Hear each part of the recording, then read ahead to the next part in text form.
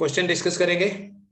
ठीक है, मैं चूज करूंगा क्वेश्चंस थोड़े जो डिफरेंट हैं, थोड़े से जिसमें ज्यादा कैलकुलेशन इन्वॉल्व है, वो क्वेश्चन मैं थोड़ा इजी करके आपको बताऊंगा। जैसे there is a question, question number 6। Question number 6 क्या क्वेश्चन है बेटा? Find the value of 100 joule. 100 joule को आपने कन्वर्ट करना है। 100 जूल को कन्वर्ट करना है एक ऐसे सिस्टम में जिसमें लेंथ के लिए 20 सेंटीमीटर हो, मास के लिए 250 ग्राम हो और टाइम के लिए half a minute means 30 second हो। ठीक है, तो उस नए सिस्टम में 100 जूल को हम क्या लिखेंगे? देखो बेटा, उस नए सिस्टम में कैसे लिखना है आपको पता है। ये 100 जूल दिया है। 100 जूल दिया है मतलब एनर्जी की बात हो रही है, मतलब वर्क की बात हो रही है। एनर्जी का ये जूल होता है। तो सबसे पहले आपने यही आइडेंटिफाई करना होता है। तो उस आइडेंटिफिकेशन के बेसिस पे क्या करोगे?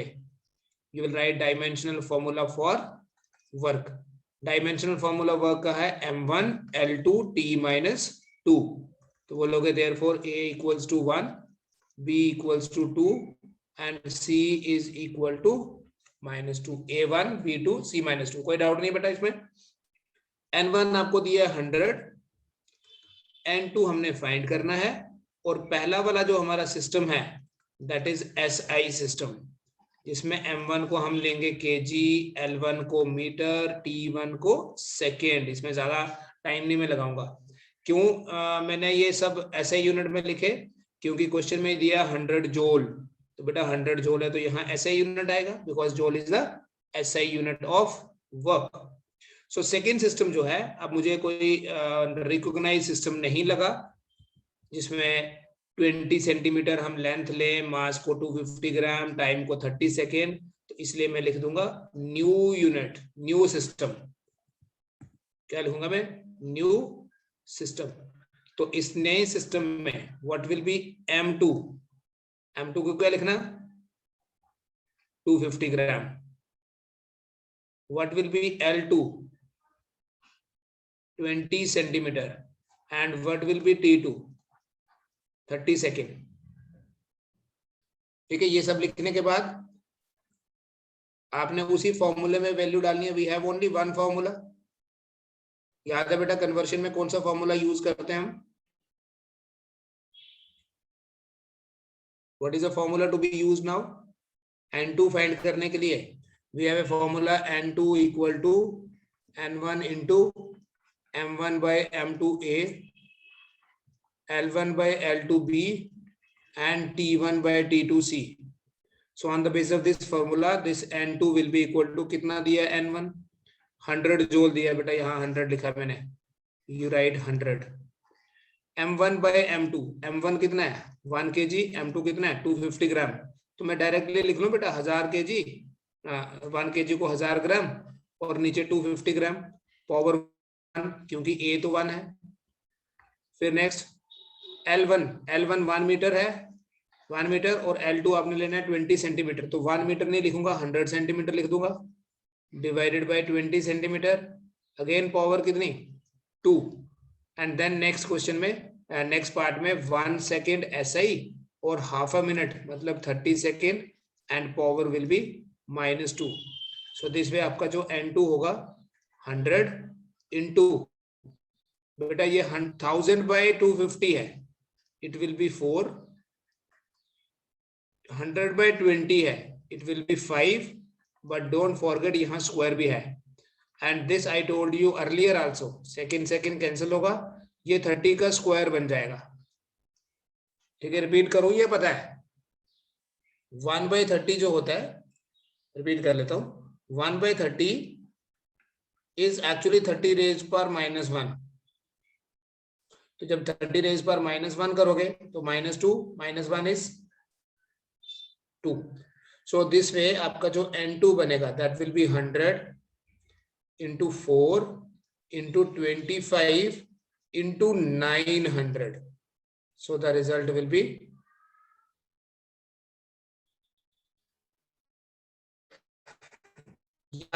10 raised power 10 raised power answer is 9 into 10 raised power 6 new units. ठीक है, अब नया यूनिट पता करने की जरूरत नहीं है, अगर आप पता करना चाहो तो पता कर भी सकते हैं, ये भी आपको मैंने सिखा दिया हुआ है। Next question number 7।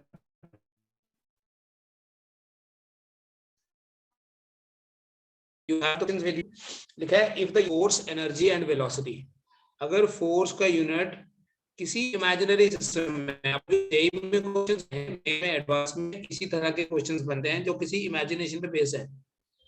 फोर्स को 20 नहीं न्यूटन लेना है, देन एनर्जी को उस इमेजिनरी सिस्टम में एनर्जी को आपने 200 जूल लेना है, और बेटा उस नए सिस्टम में आपने वेलोसिटी को लेना है 5 मीटर पर सेकेंड, जो हम नॉर्मली क्या ले रहे हैं यहाँ 1 न्यूटन 1 जूल 1 मीटर पर सेकेंड यूनिट वैल्यू जो है।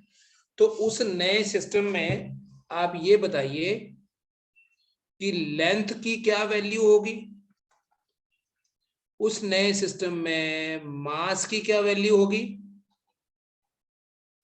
मास की वैल्यू क्या होगी उस नए सिस्टम में, और उस नए सिस्टम में टाइम को कैसे एक्सप्रेस करेंगे, what will be the value of time. ठीक है जी, देखिए बेटा कैसे करना है, कोई एक करवा देता हूं मैं, या तो लेंथ को एक्सप्रेस करना सिखा देता हूं या मास को या टाइम को, बिल्कुल सेम तरीके से आप दूसरा वाला भी कर लेंगे। ठीक है, आप पहले लेंथ वाला ज्यादा इजी हो जाएगा। ठीक है, आप क्या करें, फॉरगेट अबाउट एनीथिंग, हमें कोई फॉर्मूला नहीं पता है। ठीक है, बहुत बार ऐसा भी सिचुएशन आ जाएगा जब आपके पास फॉर्मूला ऐसा बनने वहां दिया होगा जो आपने नहीं देखा हो। ठीक है, फॉर्मूला हमें पता नहीं है, चलो फॉर्मूला बनाना भी सीख लेंगे, थोड़ा सा मैंने आइडिया आपको पहले कल भी दिया इसका। मैं मास के लिए पता करने की कोशिश करने लगा अभी। ठीक है, मैं ये पता करने लगा हूं कि मास को कैसे एक्सप्रेस करना है इस नए सिस्टम में। क्या करूंगा, लेट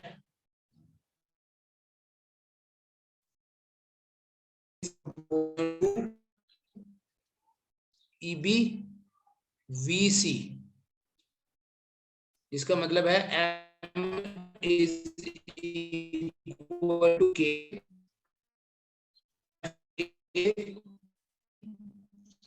इक्वेशन में डायमेंशन लिख लूंगा m1 l0 t0, right side में डायमेंशन फोर्स के लिए बोलो एम ए, मैंने ए पहले ही मल्टीप्लाई कर दिया, फोर्स क्या होता है m1 l1 t minus two A, energy क्या होती है m1 l2, so it will become m minus b l, यहाँ b है, सॉरी माइनस बी नहीं b है, पावर b है ना, m b l2b and t minus 2b। ठीक है, एनर्जी का फॉर्मूला याद है ना, m1 l2 t माइनस 2, तो b से मल्टीप्लाई किया। ठीक है, एक स्टेप मैंने यहाँ टाइम सेव करने के लिए ऐसे लिख दिया। फिर वेलोसिटी के लिए हम लिखते हैं l1 t माइनस 1, तो c t माइनस, तो जब आप इतना करोगे तो नेक्स्ट स्टेप में क्या आएगा, m की पावर सभी ऐड कर दीजिए, m की पावर क्या बन जाएगी, सबको ऐड, m की पावर आपकी इधर आ जाएगी m a plus b, l की पावर आ जाएगी a प्लस 2 और t की पावर होगी minus 2a minus 2b minus c। ठीक है, इतना करने के बाद नेक्स्ट स्टेप क्या करोगे,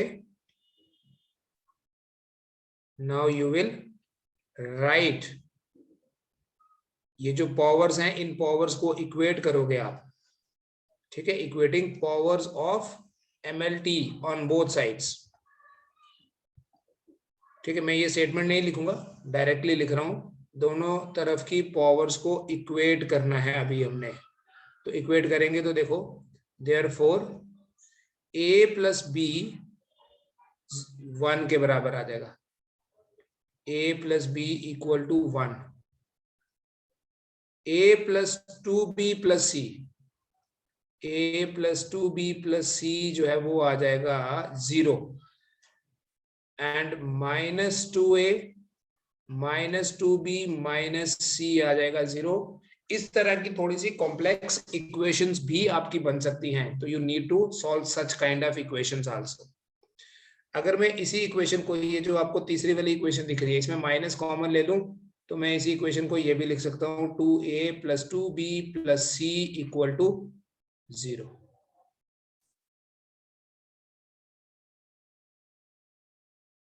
ठीक है, ये जो इक्वेशन है इसमें A और B है, इसमें ABC है और इसमें ABC है। यहां से देखो, अगर जैसे मर्जी आप सॉल्व करना, वैसे दिस इज योर चॉइस। अब यहाँ प्रैक्टिस करोगे तो आप टाइम बचाना सीख लोगे। इन दोनों से अगर मैं 2 कॉमन ले लूं तो मैं लिख सकता हूं A plus B plus C equal to 0, लेकिन इक्वेशन में दिया है A प्लस बी तो 1 है, so 2 into 1 plus C equal to 0, तो C मेरे पास कितना आ गया, -2। ठीक है बेटा, C का वैल्यू -2 आया, आप इस इक्वेशन में डाल दो अब।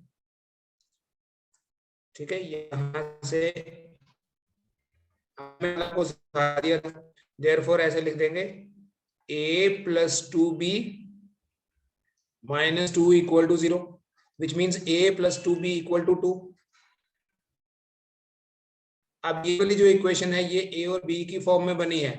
अगर आप ऊपर देखो, लिखा है A प्लस बी इज 1 और नीचे लिखा है A plus 2B is equal to 2, तो इस वाली इक्वेशन से अगर आप इस इक्वेशन को माइनस करो तो आपके पास आएगा A plus 2B minus A minus B equal to 1। A और A कैंसिल हो जाएगा, B आ जाएगा 1। और जब आपके पास B1 आ गया, यहाँ 1 डालना, B1 आ गया तो A प्लस 1 आ जाएगा 1, तो A आपके पास बनेगा A plus 1 is equal to 1, which means A equal to 0। देख लेना बेटा, मैंने थोड़ा सा फास्ट बोल दिया है क्योंकि हम रिवीजन कर रहे हैं, क्योंकि हम प्रैक्टिस कर रहे हैं और हम पहले पढ़ चुके हैं चैप्टर पूरा ही। तो फाइनली फिर आपके पास ABC की जो वैल्यूज हैं उनके बेसिस पे M क्या आएगा, इक्वेशन 1 में डाल के आता है, ये आपको पता है। अगेन मैं वो चीज नहीं लिख रहा यहाँ कि F की पावर A ली थी तो F हो गया 1 0, सॉरी E की पावर B ली थी मैंने तो यहाँ E आया 1, और V का पावर -2 आएगा जिसके कारण ये इधर बन जाएगा। अब आपको वैल्यू निकालनी है। ठीक है, ये क्वेश्चन आप एक्सपेक्ट नहीं करना कि बोर्ड एग्जाम में या इनफैक्ट नीट में भी कोई नहीं पूछेगा, ये सिर्फ उनके लिए हो गया। आजकल वैसे नीट में भी आते हैं जेई मेंस वाले क्वेश्चन। ठीक है, तो फॉर द टाइमिंग हम ये भूल जाते हैं कि हमारा मेडिकल और हम नीट के लिए तैयारी कर रहे हैं, हम फिजिक्स थोड़े अच्छे लेवल की करेंगे। फोर्स का तो यूज ही नहीं है, इसलिए मैं इसी को लिख सकता हूँ के छोड़ दीजिए, क्योंकि के का वैल्यू नहीं पता कर सकते हम। हमारे पास ये बन गया E/v²। अब इस तरह के क्वेश्चन को भी अगर आप चेक करना चाहो तो आप यहाँ बैठे बैठे चेक कर सकते हो, without writing anything you check कर सकते हो कि क्या ये E/v² मास हो सकता है क्या। आपके दिमाग में कोई एनर्जी तो आएगी सबसे पहले, मान लो काइनेटिक एनर्जी आ रही है, तो काइनेटिक एनर्जी क्या होता है 1/2 mv², तो v² कट जाएगा, m ही तो बचा, 1/2 तो नंबर है। इसका मतलब ये E/v² जो है इसका डायमेंशन मास के जैसा ही होता है, बट हमें डायमेंशन नहीं पता करना है, हमें वैल्यू पता करनी है। आप क्वेश्चन पे आ जाओ बेटा, एनर्जी दी थी 200 जूल, आप में से किसी ने ये किया था क्वेश्चन, एनर्जी दी थी 200 जूल, मैं लिखूंगा 200 जूल, और उस सिस्टम में वेलोसिटी क्या है 5 मीटर पर सेकेंड, मैं लिख लूंगा 5 मीटर पर सेकेंड। तो 200/5 40 होता है, but you have to write the unit of मास।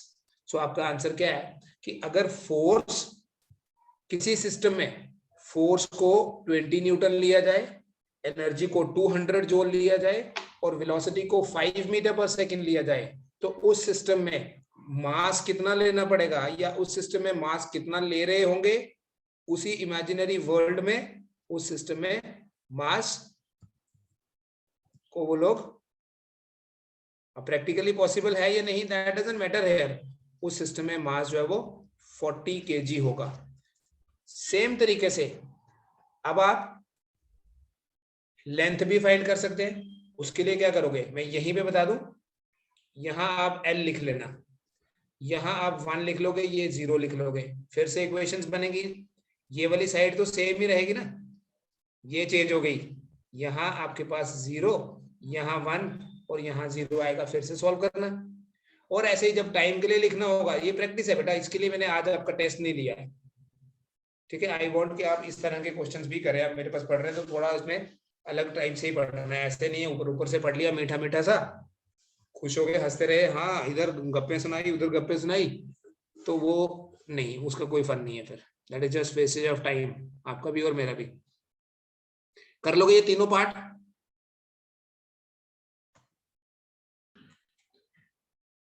देखिए बेटा क्वेश्चन नंबर 30 देख लो इस बार। अब question says an air bubble formed by explosion under water, ठीक है। जो भी सिचुएशन है हमें उस सिचुएशन को मैथमेटिकली लिखना आना चाहिए। An air bubble formed by explosion under water perform oscillations, जैसे पेंडुलम ऑसिलेट करता है, विद टाइम पीरियड टी। एक एयर बबल बना, एक्सप्लोजन हुआ पानी के अंदर कोई, और उस वो एयर बबल ऑसिलेट करने लगा कितने टाइम पीरियड के साथ, टी टाइम पीरियड के साथ। और ये टी टाइम पीरियड जो है ये डिपेंड करता है कि वहां प्रेशर कितना है, ये डिपेंड करता है कि वाटर की डेंसिटी कितनी है, और ये डिपेंड करता है कि कितनी एनर्जी के साथ एक्सप्लोजन हुआ। ज्यादा एनर्जी के साथ हुआ होगा तो ज्यादा ऑसिलेट करेगा, टाइम पीरियड कम होगा उसमें। तो हम क्या करेंगे, कैसे डिपेंड करता है वो पता करेंगे, क्योंकि सिर्फ डिपेंड करने के बेसिस पे हम ये नहीं बोल सकते कि डायरेक्टली प्रोपोर्शनल है। हो सकता है डिपेंड कर रहा हो लेकिन इनवर्सली प्रोपोर्शनल हो सकता है रूट के प्रोपोर्शनल हो। तो क्या करोगे, ऐसे लिखना, देयरफॉर T इक्वल टू K PA DB and EC। कर लोगे मुझे लगता है आप ये question. M0 L0 T1, K छोड़ दीजिए pressure, M1 L-1 T-2 power A, density mass per unit volume power B, energy M1 L2 T-2 power C। कर लेंगे यार आप, कोई और क्वेश्चन लेता हूं मैं, ठीक है। So you do it yourself because I know आप कर लेंगे, आई एम कॉन्फिडेंट कि ये तो कर ही लोगे आप।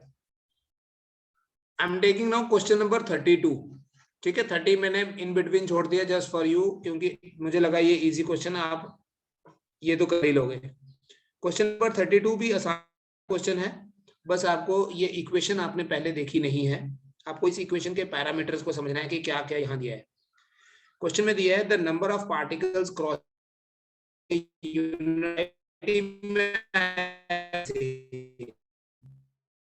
पर 2 is in time is given as n equal to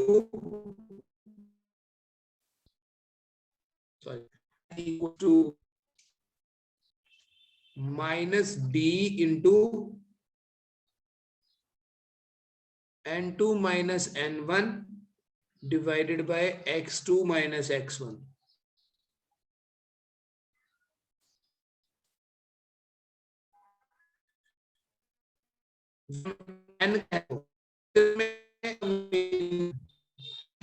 area perpendicular to x-axis in unit time, मतलब n is number of particles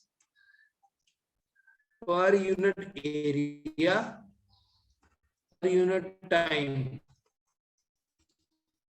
ये n है। बोला है कि n1 और n2 जो है these are number of particles per unit volume. N1 और N2 दोनों क्या है, number of particles per unit volume, और x जो है x1 और x2, ठीक है, x1 और x2 क्या है, x1 और x2 दोनों डिस्प्लेस, x1 भी डिस्प्लेसमेंट है, x2 भी डिस्प्लेसमेंट है। और इसने बोला कि ये जो इक्वेशन है इसी में आपको जो ये दिख रहा है इसको बोलते हैं डिफ्यूजन कांस्टेंट। अब इस इक्वेशन की डिटेल में नहीं जाएंगे, ये इक्वेशन शायद हमें फिजिक्स में मिलेगी ही नहीं कहीं, 11 में भी और 12th में भी, बट फिजिक्स में नहीं मिलेगी, मैं ये कह रहा हूँ। बट इस इक्वेशन में से डी के डायमेंशन हमने निकाल लेने हैं।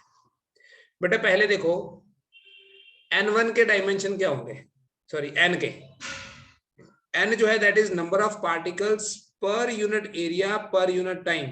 तो जो n का डायमेंशनल फॉर्मूला होगा, नंबर का तो कोई नहीं होता, डिनोमिनेटर में एरिया है और टाइम है, मास नहीं है, m0 L-2 एरिया है, T-1, n का डायमेंशन मिल गया। फिर n1 और n2 का डायमेंशन देखो, दोनों का सेम ही होगा, होना भी चाहिए।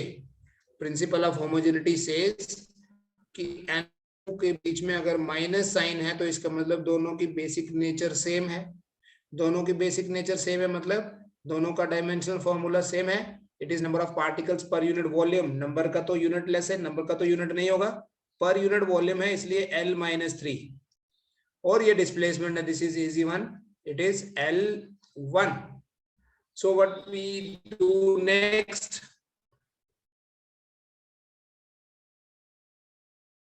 dimensions n के m0 L-2 T-1, it is number of particles per unit area। छोड़ दीजिए बेटा माइनस साइन को, क्योंकि डायमेंशन फॉर्मूला लिख रहे हो, माइनस का कोई डायमेंशन नहीं आएगा। n2 माइनस n1, जो n1 का डायमेंशनल फॉर्मूला है वही n2 का है, उनके डिफरेंस का भी वही होगा। कैसे पढ़ा था हमने principle of homogeneity, length minus length length होता है, एरिया माइनस एरिया एरिया होता है। तो n2 माइनस n1 का अलग अलग लिखने की जरूरत नहीं है, n2 माइनस n1 का डायमेंशन फॉर्मूला L-3 ही होगा, और x2 माइनस x1 का L1 ही होगा। ठीक है, दिस वे आपका जो D का डायमेंशनल फॉर्मूला बनेगा, this L will go up, numerator में उधर मल्टीप्लाई हो जाएगा, m0 L-2 T-1 into L1, और डिनोमिनेटर में आ जाएगा, यहां से ये आपको मैनिपुलेशन समझ आनी चाहिए, ये L-3 नीचे आ जाएगा।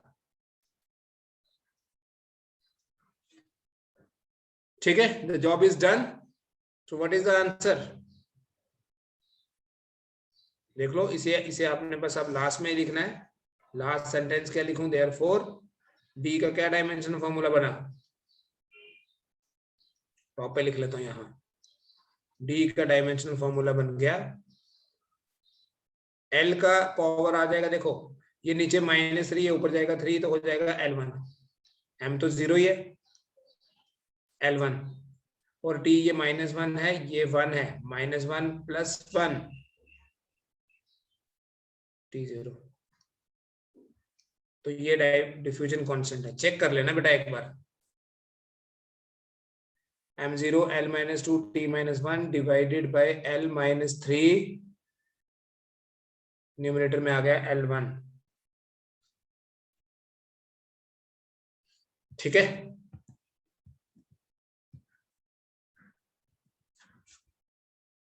कुछ पूछना है पूछो यार। अब ये सर बड़ी बार बोलते हो, या तो सारा समझ आ रहा है या फिर देख भी नहीं रहे हो, मुझे ऐसा लग रहा है। ये लास्ट में करेक्शन है बेटा, लास्ट में डी का जो आपका डायमेंशनल फॉर्मूला बनेगा, यही मैंने बोला आपको चेक करने के लिए। ठीक है, you should always check it. So ये बन जाएगा आपके पास, m तो 0 है, एल की पावर देखो, ये मैंने टी कंसीडर कर लिया था शायद, इसको मैंने टी ही सोचा। L1 ये है L माइनस 2, तो ये बना -1 है ना, इन दोनों का -1 + 3 will become L2 and T -1, this will be the answer. Confirm यही आंसर है, पहले वाला थोड़ा डाउटफुल लग भी रहा था। ठीक है।